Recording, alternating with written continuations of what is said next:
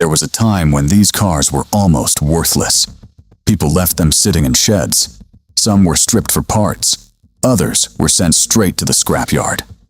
Nobody imagined that one day collectors would fight over them at auctions and pay hundreds of thousands of dollars just to own one. Yet that's exactly what happened. Today, some of Australia's rarest 1960s machines have become rolling pieces of history. Cars that once blended into suburban streets now command prices that rival luxury homes. In 1962, Australia was largely a two-player game, Ford and Holden. Then Chrysler crashed the party. The RV-1 Valiant wasn't just another family sedan. It was a direct challenge to the established order. What made it special was its legendary slant-six engine, which quickly developed a reputation for being almost indestructible. At the time, many buyers were hesitant because the RV-1 wasn't what Australians were used to. But that's exactly why it matters today. Surviving examples are increasingly difficult to find, and collectors have begun appreciating the car that proved Australia had room for more than just Ford and Holden. The RV-1 wasn't a sales king, it was a disruptor. And without it, Australian automotive history may have looked very different. Imagine building a sports car in a shed and creating something collectors would chase decades later. That's essentially the story of the Bulwell Mark VII. While major manufacturers relied on factories and corporate budgets, Bulwell relied on passion. The result was one of the most fascinating Australian sports cars ever produced. Lightweight, hand-built, and distinctive, the Mark VII looked more like a European exotic than a local creation. Its fiberglass body and tubular chassis delivered driving characteristics ahead of what many Australians expected from a homegrown sports car. Production numbers were tiny, and that's exactly why collectors love them today.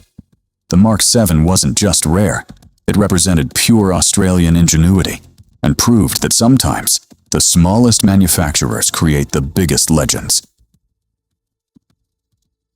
The LC Torana GTR arrived at a fascinating moment in Australian motoring.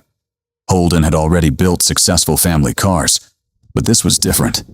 This was the moment the Torana became serious.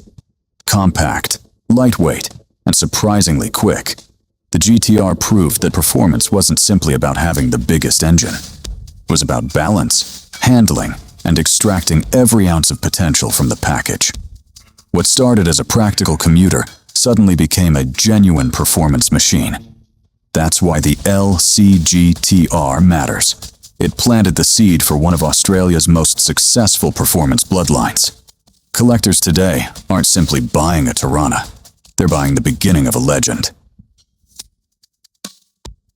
The VF Pacer was one of the boldest cars Australia produced during the 1960s. It wasn't powered by a giant V8. Instead, Chrysler created a lightweight six-cylinder performance machine packed with attitude. Bright colors, wild graphics, and an aggressive personality made the Pacer stand out immediately. Once it hit the road, it shocked people because it was faster than many expected and significantly cheaper than some competitors. For young enthusiasts, it became the ultimate performance bargain. For collectors, it became a rare survivor from one of Australia's most creative muscle car experiments.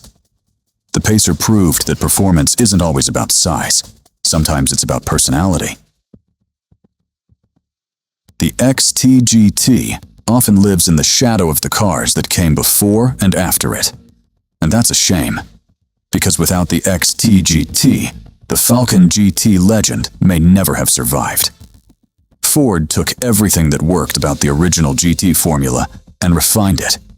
The result was faster, better balanced, and far more polished. It wasn't the loudest chapter in Falcon history, but it was one of the most important. The XTGT transformed the GT badge from an experiment into a genuine dynasty. Today, collectors understand what many people overlooked at the time. This wasn't just another Falcon. It was the bridge between a promising idea and a future icon. By the late 1960s, Holden had already created one of Australia's most beautiful cars. Then they made it even more powerful. The HT Monaro GTS 350 introduced Chevrolet Vite 8 power into an already stunning package. Everything about the car felt purposeful: the stance, the sound, and the presence. This wasn't transportation, it was theater. The GTS 350 became one of the most desirable Australian muscle cars ever built. Decades later, collectors continue fighting over genuine examples, because cars like this don't simply represent performance. They represent an era when Australian manufacturers were building machines that could stand proudly beside anything in the world. This is where the story changes forever. Because the XR GT wasn't just another performance car, it was the birth of the Australian muscle car. When Ford launched the XR GT in 1967, everything changed. Suddenly, Australian buyers could own a family sedan with genuine V8 performance. The formula seems obvious today. Back then, it was revolutionary. The XR GT created an entirely new category. It triggered rivalries, started horsepower wars, and forced every manufacturer to rethink what an Australian car could be. Collectors understand its significance because they're not simply buying an old Falcon. They're buying the beginning of an entire movement. Some cars become successful, others become legends. The HK Monaro GTS 327 became both. Released in 1968, it instantly captured attention with its stunning fastback design. But looks were only part of the story, because underneath sat serious performance. Then came Bathurst. The Monaro's famous victory instantly elevated it, from exciting newcomer to national icon. Overnight, it became the car everyone wanted. Today, surviving examples command extraordinary prices because they represent one of the defining moments in Australian motorsport history. The HK Monaro wasn't simply a winner. It became the symbol of an era. And somehow, it still isn't number one. Everything built throughout the 1960s led to this moment. The XWGTHO Phase 1. The machine that transformed the Falcon GT from a performance car into a motorsport weapon. Built with racing in mind, the Phase 1 represented Ford's determination to dominate. Every improvement served a purpose. Every decision focused on speed. Every detail pointed toward competition. What makes the Phase 1 so special today isn't just rarity, it's significance. This was the beginning of the GTHO story, the foundation for one of the most famous performance bloodlines Australia has ever produced. Collectors don't see a Phase 1 as simply another classic Falcon. They see the origin of a legend, a machine that helped define an entire era of Australian motoring. And that's why genuine examples are among the most desirable Australian cars ever built. Not because they're old or rare, but because they changed history. The incredible thing about these cars is that many people once saw them as ordinary.